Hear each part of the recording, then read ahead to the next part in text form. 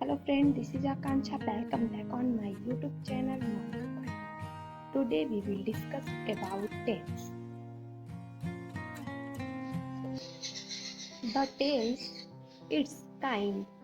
The action which a verb express may take place in three different times.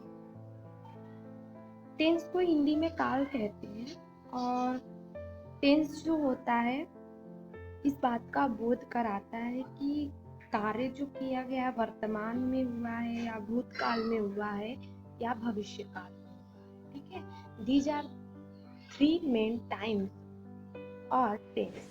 The present tense को हिंदी में वर्तमान काल कहते हैं। Second one the past tense, भूतकाल कहते हैं। Third one the future tense, भविष्य काल। ठीक, each of these three tense has four forms which denote various sets of meaning। ये जो तीनों टाइप्स दिए हुए हैं टेंस के, उसके चार पार्ट्स होते हैं। फर्स्ट वन इंडिफिनिट और simple, second one continuous, third one perfect, fourth one perfect continuous.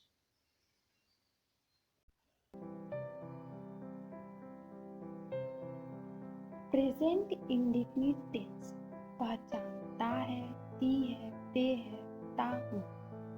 First one जिन वाक्यों के अंत में ता है, ती है, ते है आदि शब्द आते हैं, ऐसे वाक्यों को प्रेजेंट इंडिफिनिट टेंस के वाक्य कहते हैं।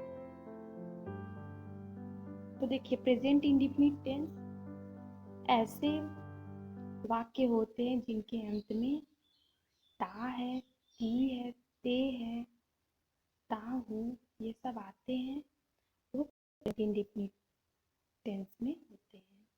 इस प्रकार के वाक्यों में वर्ब का फर्स्ट फॉर्म प्रयोग करते हैं। जो इस प्रकार के वाक्य होते हैं उनमें वर्ब की फर्स्ट फॉर्म का प्रयोग करते हैं। केवल थर्ड पर्सन सिंगुलर में ही वर्ब का फर्स्ट फॉर्म के साथ यस या फिर ईएस जोड़ते हैं।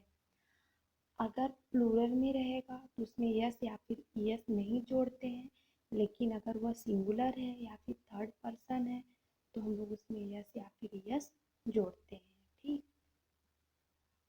जैसे ही, सी, इट, ये सब के साथ हम लोग यस जोड़ेंगे। तथा फोर्थ रूल, प्लूरल सब्जेक्ट के साथ वर्ब का फर्स्ट फॉर्म का ही यूज करते हैं। भाई अगर थर्ड और फर्स्ट फॉर्म है तो हम लोग उसके साथ यस या फिर ईएस जोड़ते हैं, लेकिन अगर प्लूरल सब्जेक्ट है तो वर्ब का फर्स्ट फॉर्म यूज करते हैं।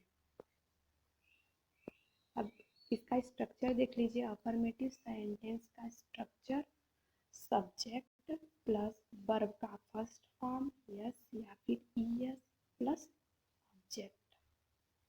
ठीक, अब एग्जाम्पल में है हो गया, जैसे इसी रूल को फॉलो करते हुए एग्जाम्पल देखते हैं। एग्जाम्पल फर्स्ट वन, कुत्ते अजनबियों पर भौंकते हैं।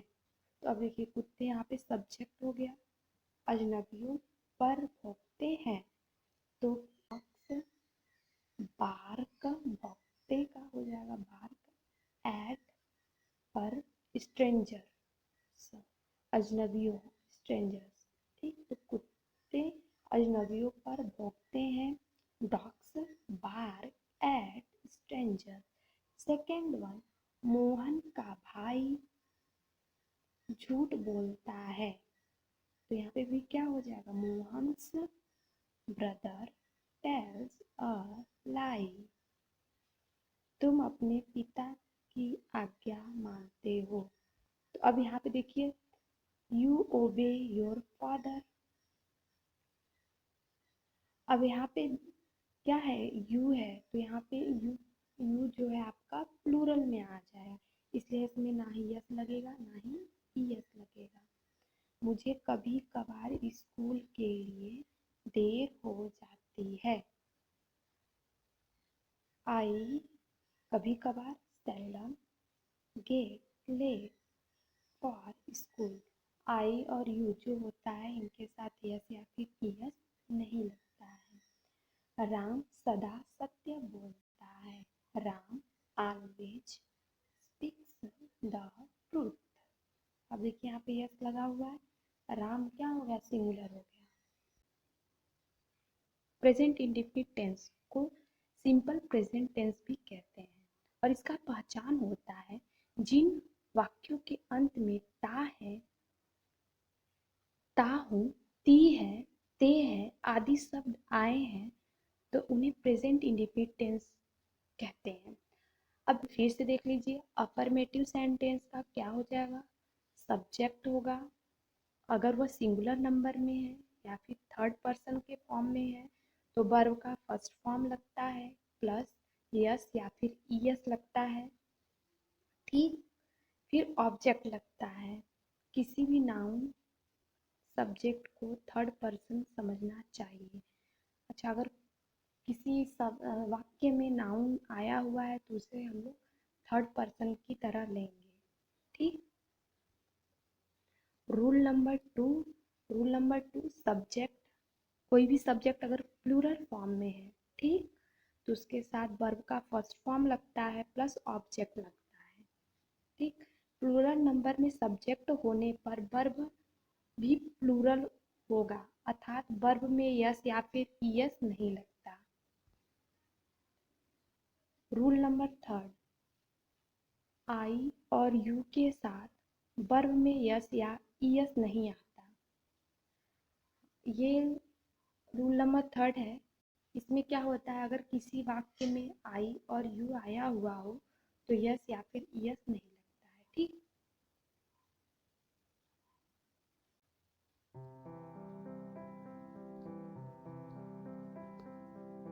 अब चलिए इसका नेगेटिव सेंटेंस भी देख लेते हैं। नेगेटिव सेंटेंस बनाने के लिए इसमें नॉट का यूज हो जाएगा। ठीक, तो subject plus do oblique does plus not plus verb का फर्स्ट प्लस ऑब्जेक्ट। अब देखिए इसमें क्या होता है, सब्जेक्ट के बाद डू या डज का प्रयोग होता है, फिर उसके बाद नॉट लगता है, वर्ब का फर्स्ट फॉर्म लगता है, ऑब्जेक्ट लगता है। अब सिंगुलर के साथ डज का प्रयोग होता है और प्लूरल के साथ डू का प्रयोग होता है। एग्जाम्पल में देखिए, सोहन झूठ नहीं बोलता है। Sohan does not tell a lie. तो यहाँ पे डज का प्रयोग हुआ है क्योंकि सोहन क्या है, सिंगुलर फॉर्म में है। सोहन क्या है, सिंगुलर फॉर्म में है। वही सेकेंड एग्जाम्पल में हम लोग देख सकते हैं, मैं शाम को ताश नहीं खेलता हूँ। आई जो होता है वो हमेशा प्लूरल फॉर्म में आता है और इसके साथ हमेशा डू का यूज होता है। आई और यू के साथ हमेशा हम लोग डू का यूज करते हैं। ठीक है, भूलिएगा नहीं। तो ये आई के साथ यहाँ पे डू का यूज हो जाएगा। I do not play the card in the evening. Next one है, तुम दिन में नहीं सोते हो। तो यहाँ पे देखिए फिर से आया यू, यू के साथ हमेशा डू का यूज करते हैं तो हो जाएगा you do not sleep in the day. ठीक, उसी तरह नेक्स्ट एग्जाम्पल, हम नदी में नहीं नहाते हैं। We do not bath in the river. ठीक,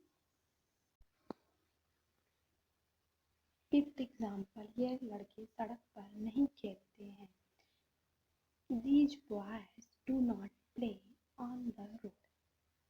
सोहन अपना पाठ याद नहीं करता है। तो यहाँ पे Sohan does not learn his lesson.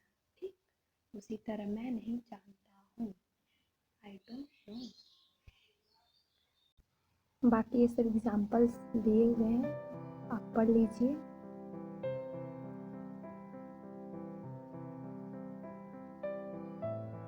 Now we will discuss about single interrogative sentence. अब देखिए हम लोग इंट्रोगेटिव सेंटेंस के बारे में पढ़ेंगे।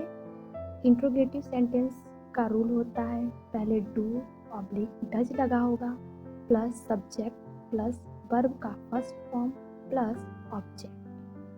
ठीक, अब इसका एग्जाम्पल देखिए। फर्स्ट वन, क्या तुम्हारा भाई लीलावती में पढ़ाता है? अब देखिए यहाँ पे क्वेश्चन है, पूछा गया है, तो does your brother teach in Lilavati, question mark. Next one, second, क्या मैं झूठ बोलता हूँ? Do I tell a lie. Third one, क्या छात्र गाली देते हैं? Do students abuse in school. तो जहाँ पे सिंगुलर रहेगा उसके साथ डज का यूज होगा, और जहाँ पे प्लूरल होगा वहाँ पे डू का यूज होगा। ठीक, दूसरे एग्जाम्पल में देखिए आई के साथ डू का यूज हुआ है। ठीक, उसी तरह थर्ड एग्जाम्पल में स्टूडेंट्स है, छात्र, तो वहाँ पे भी क्या हुआ है? डू का यूज हुआ है। ठीक,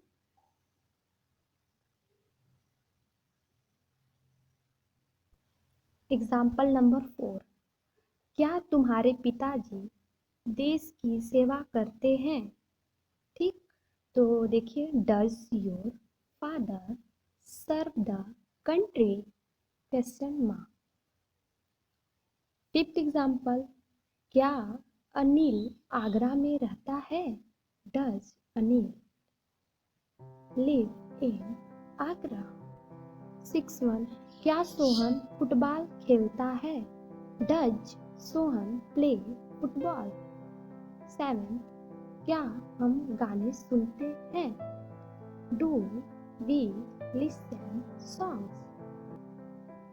एग्जाम्पल नंबर 8, क्या वह तुम्हें गणित पढ़ाता है? Does he teach you math. Now we will discuss about double interrogative sentence. Double interrogative sentence में क्वेश्चन वर्ड लगे हुए होते हैं। ठीक, जैसे व्हाट, वेयर, व्हाई, ये सब। चलिए इसका फार्मूला देखते हैं। WH वर्ड या फिर इसे क्वेश्चन वर्ड भी कहते हैं, प्लस डू या does plus subject plus verb का फर्स्ट फॉर्म प्लस ऑब्जेक्ट। तो ये तो हो गया फार्मूला, आप लोग लर्न कर लीजिएगा। चलिए अब हम लोग एग्जाम्पल देखते हैं इसके। फर्स्ट वन, यह रास्ता किधर जाता है? Where does this road lead to. आप मेरी बात क्यों काटते हैं? Why do you contradict me, question mark.